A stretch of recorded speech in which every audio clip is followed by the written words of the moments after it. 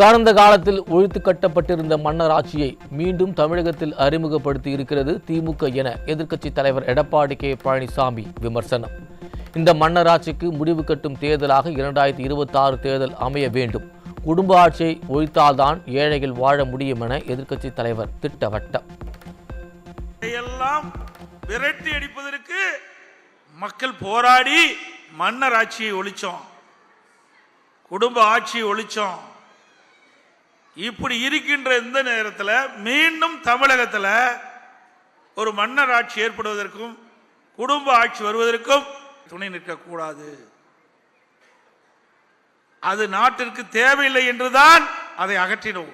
ஆக வாரிசு அரசிற்கு முற்றுப்புள்ளி வைக்கின்ற தேர்தல் 2026 தேர்தலாக இருக்க வேண்டும்.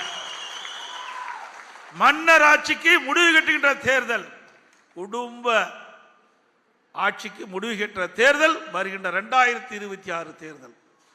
அப்பதான் ஏழைகள் பிழைக்க முடியும், ஏழைகள் வாழ முடியும். விவசாயிகளின் நலன் காக்க அதிமுக ஆட்சியில் கொண்டு வரப்பட்ட கால்நடை பூங்காவை திமுக அரசு முடக்கி இருப்பதாக எதிர்க்கட்சி தலைவர் குற்றச்சாட்டு. பல முறை அழுத்தம் கொடுத்த பிறகு சம்பிரதாயத்திற்கு திறந்து வைத்து மக்கள் வரி பணத்தை வீணடிப்பதாகவும் ஆதங்கம். நம்முடைய கெங்கவெளி சட்டமன்ற தொகுதிக்கு உட்பட்ட தலைவாசல் கூட்டு ரோட்டில் சுமார் 1000 ஏக்கர்ல 1050 கோடியில மிகப்பெரிய கால்நடை பூங்கா, ஆசியாவிலேயே மிகப்பெரிய கால்நடை பூங்கா திறக்க மனசு வரல. நினைச்சு பாருங்க, இது அத்தனை விவசாயிகளுக்காக கொடுக்கப்பட்ட திட்டம், விவசாய தொழிலாளிக்காக கொண்டு வந்த திட்டம். ஆனா இன்றைய முதலமைச்சர் அனைத்து இந்திய அண்ணா திராவிட முன்னேற்ற கழக ஆட்சியில் கொண்டு வந்த திட்டம் என்ற ஒரே காரணத்திற்காக, அரசியல் காழ்ப்புணர்ச்சியின் காரணமா அந்த திட்டத்தை அப்படியே முடக்கி இப்பதான் வெறும் திறப்புலா கண்டிருக்கார். நான் பல முறை சட்டமன்றத்தில் பேசிய காரணத்தினால, அறிக்கை விட்ட காரணத்தினால, இன்றைக்கு தொலைக்காட்சியின் வாயிலாக பேட்டி கொடுத்ததின் வாயிலாக எப்படியோ அப்படியே ஒரு சம்பிரதாயத்திற்காக திறந்திருக்கிறார். எந்த விதத்தில் நாயும் சொல்லு பாருங்க, இதெல்லாம் மக்களுடைய வரி பணம் இந்த அரசாங்கம் வீணடிக்குது. மகளிர் உரிமை தொகை போராடி பெற்றுக் கொடுத்தது அதிமுக தான். ஸ்டாலின் மனமுவந்து கொடுக்கவில்லை. 2 ஆண்டு காலத்திற்கு பிறகு அனைவருக்கும் கொடுக்காமல் வஞ்சித்தது ஸ்டாலின் அரசு என எதிர்க்கட்சி தலைவர் விமர்சனம். ஏதோ அவர் வீட்டுல இருந்து பணம் எடுத்து கொடுக்குற மாதிரி 1000 ரூபாய் கொடுத்தேன், 1000 ரூபாய் கொடுத்தேன். எங்கேயா கொடுத்த? மக்களுடைய வரி பணத்தை தான் கொடுத்த, உங்க வீட்டுல இருந்து கொடுக்கல. அதையாவது முழுமையா கொடுத்தியா? இல்ல. 2.5 ஆண்டு காலம் நாங்க போராடணும், சட்டமன்றத்தில் தொடர்ந்து பேசணும். திரு ஸ்டாலின் அவர்களே, ஏழை மக்களை வஞ்சித்து வாக்குகளை பெற்று விட்டீர்கள். கவர்ச்சிகரமாக பொய்யான வாக்குறுதியை கொடுத்து மக்களுடைய வாக்குகளை பெற்று நீங்க ஆட்சியில் அமர்ந்திருக்கிறீங்க. நீங்க 1000 ரூபாய் உரிமை தொகை கொடுக்குறீங்க, 2.5 ஆண்டு காலம் கொடுக்கல. இனியும் தாமதித்தால் கடுமையாக நாங்கள் போராட்டத்தில் ஈடுபடுவோம் என்று சொன்னோம். அப்புறம்தான் 2.5 ஆண்டு கழிச்சு தான் 28 மாசம், சுமார் 28 மாதம் கழிச்சு தான் இந்த 1000 ரூபாயை மக்களுக்கு கொடுத்தாங்க. அதுவும் நாங்க போராடித்தான் உங்களுக்கு நாங்க பெற்று தந்தோம். அவர் மனமுந்து கொடுக்கல. தமிழகத்தில் தினம்தோறும் கொலை, கொள்ளை, பாலியல் குற்றங்கள் நடப்பது வெட்கக்கேடானது என எதிர்க்கட்சி தலைவர் வேதனை. நிர்வாக திறனற்ற இந்த அரசை வீட்டுக்கு அனுப்பும் நேரம் வந்துவிட்டது எனவும் காட்டம்.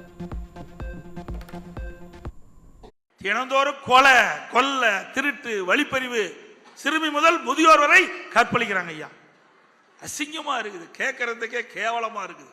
அப்படிப்பட்ட ஒரு ஆட்சி தமிழகத்தில் இன்றைக்கு செயல்பட்டு கொண்டிருக்கிறது என்பதை நாம் எண்ணி பார்க்க வேண்டும். ஆக இந்த ஆட்சிக்கு முடிவு கட்டுகின்ற நேரம் வந்துவிட்டது என்பதை இந்த நேரத்தில் தெரிவிக்க விரும்புகின்றேன். தாலிக்கு தங்கம் திட்டத்தை நிறுத்தி ஏழைகளை வஞ்சித்த அரசு திமுக அரசு.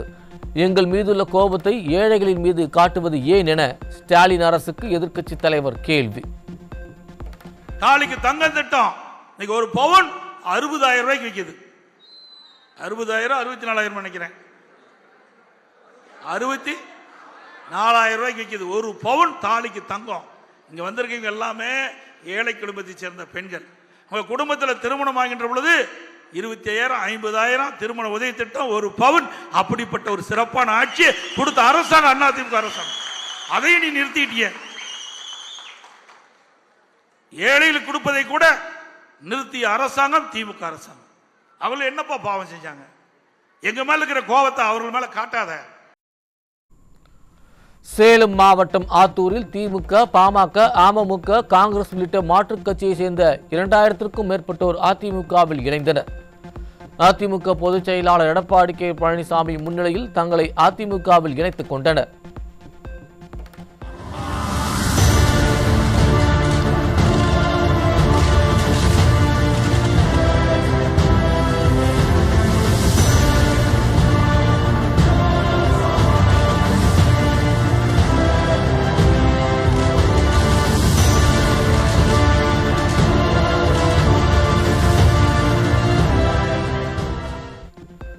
சாதி பாகுபாடுகளுக்கு எதிராக போராடிய ஐயா வைகுண்டரின் 193வது அவதார தினமான இன்று அவர்தம் திருப்பாதங்களை போற்றி வணங்குகிறேன். ஐயா வழியை பின்பற்றும் அனைவருக்கும் இந்நன்னாளில் அதிமுக பொதுச் செயலாளர் வாழ்த்து. வேலூர் மாவட்டம் காட்பாடி அருகே 3.5 வயது குழந்தைக்கு பாலியல் தொல்லை கொடுத்த சிறுவன் சிக்கினார். ஸ்டாலின் ஆட்சியில் அடுத்தடுத்து நிகழும் பாலியல் குற்றங்களால் தமிழக மக்கள் அச்சம். திண்டுக்கல் மாவட்டம் பழனி அருகே 17 வயது சிறுமிக்கு பாலியல் தொல்லை கொடுத்த கூலி தொழிலாளி போக்சோவில் சிக்கினார். திராவிட மாடல் ஆட்சியில் சிறுமிகளுக்கு பாலியல் தொல்லை அதிகரித்திருப்பதாக பொதுமக்கள் வேதனை. சென்னை மேற்கு சைதாப்பேட்டை பகுதியில் வீட்டில் தனியாக இருந்த இளம் பெண்ணிற்கு பாலியல் தொல்லை கொடுத்த இளைஞருக்கு தர்ம அடி கொடுத்த பொதுமக்கள். டேடி சன் ஆட்சியில் பெண்களுக்கு பாதுகாப்பே இல்லை என்று பொதுமக்கள் வேதனை. நீலகிரி மாவட்டம் ஊட்டி அருகே 15 வயது சிறுமிக்கு பாலியல் தொல்லை கொடுத்த 85 வயது முதியவர் உட்பட 3 போக்சோவில் சிக்கினர். ஸ்டாலின் ஆட்சியில் பொழுது விழுந்தால் அரங்கேறும் பாலியல் தொல்லையால் பெற்றோர்கள் அச்சம்.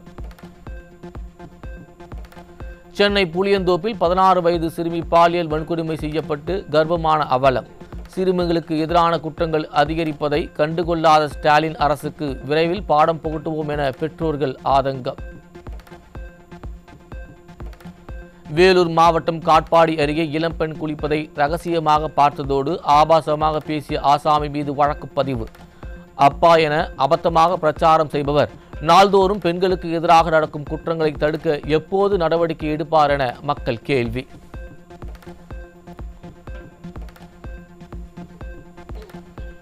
தமிழகத்தில் கடந்த 4 ஆண்டுகளில் சுமார் 12,170 போக்சோ வழக்குகள் விசாரணைக்காக நிலுவையில் இருப்பதாக தகவல்.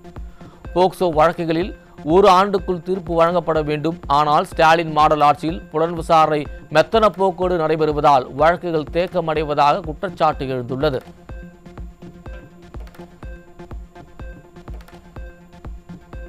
நாகை மாவட்டம் வேதாரண்யம் அருகே அங்கன்வாடி செல்லும் 5 வயது சிறுமிக்கு பாலியல் தொல்லை கொடுத்த காமுகன் போக்சோவில் பிடிபட்டார். ஸ்டாலின் ஆட்சியில் அங்கன்வாடி செல்லும் குழந்தை முதல் பணிக்கு செல்லும் பெண்கள் வரை யாருக்கும் பாதுகாப்பு இல்லை என மக்கள் வேதனை. மதுரையில் அவனியாபுரம் புறவழிச்சாலையில் ஈச்சிநேரி பகுதியில் சாக்கு மூட்டையில் 40 வயது மதிக்கத்தக்க பெண் சடலம் கண்டெடுப்பு. ஸ்டாலின் ஆட்சியில் சட்டம் ஒழுங்கு சந்தி சிரிப்பதால் பெண்களின் பாதுகாப்பு கேள்விக்குறியாகி உள்ளது. தூத்துக்குடி மாவட்டம் எட்டயபுரம் அருகே விவசாய நிலத்தை அபகரிக்கும் நோக்கில் விவசாயிக்கு கொலை மிரட்டல் விடுத்ததாக திமுக எம்எல்ஏ சண்முகையாவின் சகோதரர் மீது புகார். ஸ்டாலின் ஆட்சிக்கு வந்தது முதல் திமுகவினர் அப்பாவி விவசாயிகளை குறிவைத்து மிரட்டி நில அகரிப்பில் ஈடுபட்டு வருவதாக மக்கள் குற்றச்சாட்டு. திருப்பூரில் மதுபோதை ஏற்பட்ட தகராறில் நண்பனின் தலையில் கல்லை போட்டு கொலை செய்த இளைஞர். ஸ்டாலின் ஆட்சியில் மதுபோதையில் குற்றச்சம்பவங்கள் அதிகம் நடப்பதாக மக்கள் வேதனை. சென்னை ஆதம்பாக்கம் அருகே தந்தையை கத்திரிக்கோளால் குத்தி கொலை செய்த இன்ஜினியர் சிக்கினார். ஸ்டாலின் ஆட்சியில் படித்த இளைஞர்கள் கூட கொலை சம்பவங்களில் ஈடுபடுவது மக்களிடையே அதிர்ச்சியை ஏற்படுத்தியுள்ளது.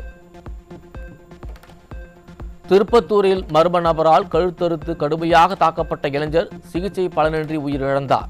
ஸ்டாலின் ஆட்சியில் குற்றவாளிகள் சுதந்திரமாக நடமாடி வரும் நிலையில் மக்கள் வீட்டை விட்டு வெளியே வரவே அஞ்சும் சூழல் உருவாகியுள்ளது. கடலூர் மாவட்டம் வடலூர் அருகே சட்டம் ஒழுங்கு சீர்கேட்டு போயிடுச்சு என திமுக உடன்பிறப்பு ஒருவர் புலம்பும் வீடியோ வெளியாகி பரபரப்பு. பணம் வாங்கிக் கொண்டு தன்னை கொடூரமாக தாக்கியவர்கள் மீது காவல்துறை நடவடிக்கை எடுக்கவில்லை எனவும் வேதனை.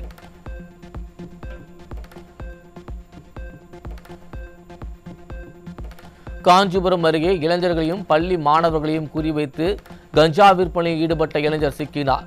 ஸ்டாலின் ஆட்சியில் அதிகரித்திருக்கும் கஞ்சா புழக்கத்தால் இளைஞர்களின் எதிர்காலம் சூனியமாகி இருப்பதாக பொதுமக்கள் வேதனை.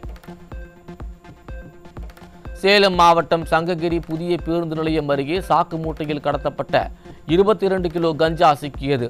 ஸ்டாலின் ஆட்சியில் பொதுவெளியில் சர்வ சாதாரணமாக கஞ்சா கடத்தப்படுவதாக மக்கள் வேதனை. விழுப்புரத்தில் விற்பனைக்காக பதுக்கி வைக்கப்பட்டிருந்த 90 கிலோ குட்கா பொருட்கள் சிக்கியது. ஏவல் துறை விழிப்புடன் செயல்பட்டால் சோதனை சாவடிகளை தாண்டி எப்படி கிலோ கணக்கில் குட்கா பொருட்கள் தமிழகத்திற்குள் வரும் என மக்கள் கேள்வி. கடலூர் மாவட்டம் சிறுபாக்கம் அருகே வயலில் வேலை செய்து கொண்டிருந்த பெண்ணை கத்தியால் தாக்கிவிட்டு 7.5 சவரன் தங்கச் செயினை பறித்துச் சென்ற மர்ம நபர். ஸ்டாலின் ஆட்சியில் செயின் பறிப்பு சம்பவங்கள் சர்வ சாதாரணமாக நடைபெறுவதாக பெண்கள் வேதனை. தலைநகர் சென்னையில் உள்ள மயிலாப்பூர் தொகுதியில் ஒரு வார காலமாக முறையான குடிநீர் வழங்கப்படவில்லை என்று குற்றச்சாட்டு எழுந்துள்ளது. வானத்தை வில்லாக வளைப்போம் என்கின்ற ரீதியில் வாக்குறுதி கொடுத்து ஆட்சிக்கு வந்த தந்தையும் மகனும் தவித்த வாய்க்கு தண்ணீர் கொடுக்கவில்லை என மக்கள் ஆதங்கம்.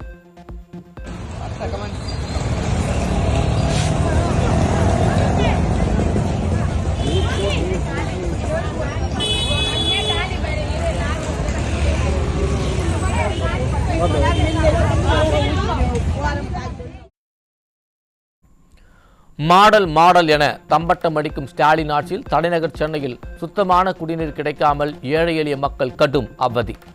கார் ரேஸ் நடத்துவதிலும் கடலில் சிலை வைப்பதிலும் ஆர்வம் காட்டும் அரசு எளிய மக்களுக்கு சுத்தமான குடிநீர் கொடுப்பதில் ஆர்வம் காட்டாத அவலம். ஒரு வாரம் தண்ணி இல்லை, ரொம்ப கஷ்டப்படுறாங்க. ஒரு தண்ணி நாத்தடிக்கு சாப்பிட்ற தண்ணி இல்லை. நாங்கள் என்ன பண்ணிட்டு கஷ்டப்படுறாங்க, தண்ணி இல்லை. நாங்கள் என்ன பண்ணுறதுக்கு ஒன்றுமே புரியல. எப்படி சார் கேன் தண்ணி வாங்குறது சம்பாதனையே சரியாக போயிடுது சார். எப்படி சார் நாங்கள் கேன் தண்ணி வாங்கி அதை யூஸ் பண்ண முடியும் சொல்லு. ஒரு கேன் வாங்கலாம், 4-5 கேன் சாப்பாடு செய்யணும், எல்லாமே செய்யணும். குளிக்கிறதுக்கு எப்படி சார் குடும்பம் எப்படி போகிறது? ஒரு கேன் தான் வாங்குறோம் 30 ரூபாய் கொடுத்து. அதுக்கு மேலே எங்களாண்ட வசதியில் வாங்குவோம். நேற்று டேங்க் தண்ணி வந்தது, அதுதான் பிடிச்சி இப்போ சாப்பாடு செய்கிறோம். ஆனால் பெரும்பாகமாக காவா தண்ணி கலந்து வருது. இந்த ட்ரைனேஜ் போடுறாங்களா, அதனால் நோண்டி மெட்ரோ ட்ரெயின் போகிறாங்களா, அதெல்லாம் நோண்டி பழுப்புன்னா மிஸ் ஆயிடுச்சுன்னா தெரில. ஆனால் காவா தண்ணி வருது, அதை சரிப்படுத்த சொல்லுங்க. கன்னியாகுமரி மாவட்டம் குலசேகரத்தில் வனத்துறை சோதனை சாவடியில் பணியில் இருந்த வன காப்பாளர் இறந்து ஒரு நாளைக்கு பிறகு மீட்கப்பட்ட அவலம். இறந்தவரை ஒரு நாள் கழித்துதான் பார்த்தனர் என்றால் வனத்துறையினரின் பணி லட்சணம் இதுதானா என மக்கள் கேள்வி. தமிழகத்தில் கடந்த ஆண்டில் நடந்த சாலை விபத்துகளில் 18,007 பேர் உயிரிழந்துள்ளதாகவும் அதில் 43% பேர் இருசக்கர வாகன விபத்தில் இறந்துள்ளதாகவும் அதிர்ச்சி தகவல். நம்மை காக்கும் 48 என ஸ்டாலின் அரசு நாடகமாடும் நிலையில் இந்தியாவில் அதிகம் சாலை விபத்துகள் நிகழும் மாநிலங்களில் தமிழகம் முதலிடம் பிடித்த அவலம். தூத்துக்குடி மாவட்டம் பத்திரப்பதிவு அலுவலகத்தில் லஞ்ச ஒழிப்புத்துறை நடத்திய சோதனையில் கணக்கில் வராத 3,63,000 ரூபாய் பறிமுதல். ஸ்டாலின் ஆட்சியில் அரசு அலுவலகங்களில் லஞ்சம் ஊழல் தலைவிரித்து ஆடுவது அடுத்தடுத்து அம்பலமாகும் அவலம். பிங்க் ஆட்டோ திட்டம் வரும் 8ஆம் தேதி தொடங்க உள்ள நிலையில் அத்திட்டத்தின் கீழ் ஆட்டோ வாங்க விண்ணப்பிக்கும் மகளிரிடம் சிபில் ஸ்கோர் கேட்டு விண்ணப்பங்கள் நிராகரிக்கப்படும் அவலம். முன்னேற துடிக்கும் ஏழை பெண்களுக்கு மானிய விலையில் ஸ்கூட்டி கொடுக்க நடப்பது என்ன அதிமுக ஆட்சியா? எந்த திட்டத்தை எடுத்துக்கொண்டாலும் வீண் விளம்பரம் செய்யும் ஸ்டாலின் ஆட்சி இது இப்படிதான் இருக்கும் என பெண்கள் காட்டம்.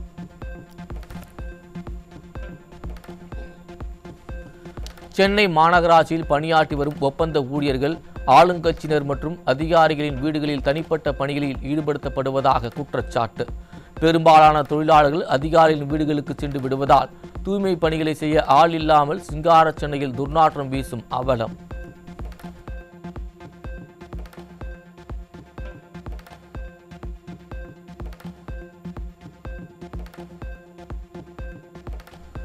தமிழகத்தில் சட்டம் ஒழுங்கு சீரழிந்திருப்பதால் பயங்கரவாத சக்திகள் வேரூன்றியதை கண்காணிக்க முடியாமல் தவிக்கும் ஸ்டாலின் அரசு.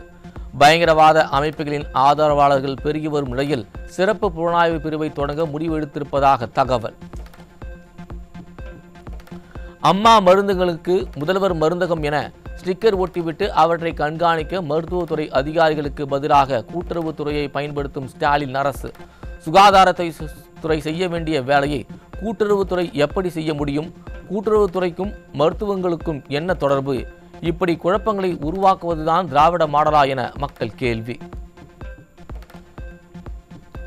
கோயம்பேடு அருகே மெட்ரோ ரயில் நிலையம் அருகில் கூவமாற்றில் சட்டவிரோதமாக கழிவுநீர் வெளியேற்றப்படுவதால் துர்நாற்றம் வீசும் அவலம்.